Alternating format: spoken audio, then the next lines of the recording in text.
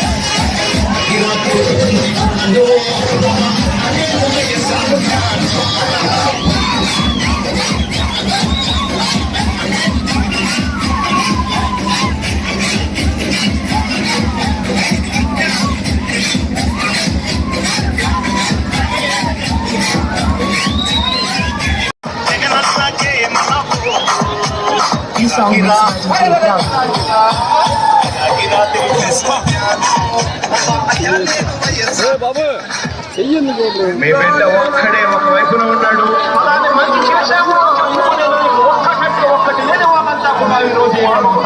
మీ ఇంట్లో మంచి జరిగి ఉంటే మీ బిడ్డకు తోడుగా మీరే నిలవండి. మీ బిడ్డకు సైనికులుగా మీరే కలవండి. మీ ఇంట్లో మీ బిడ్డ వల్ల మీకు మంచి జరిగి ఉందా లేదా అని మాత్రమే ఆలోచన చేయండి. మీ ఇంట్లో మీ బిడ్డ వల్ల మీకు మంచి జరిగి ఉంటే మాత్రం మీ బిడ్డకు సైనికులుగా మీరే నిలవండి అని చెప్పి సందర్భంగా కోరుతా ఉన్నా.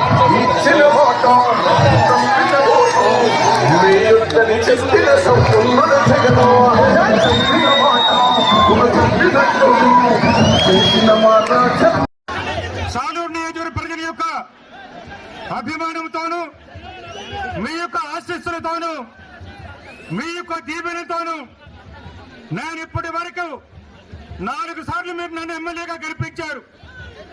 మిమ్మల్ని అడుగుతున్నాను,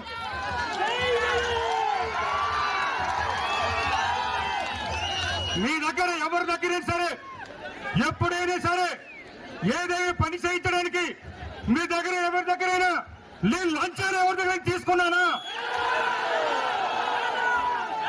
పోనీ ఎవరికైనా నేను మోసం చేశానా?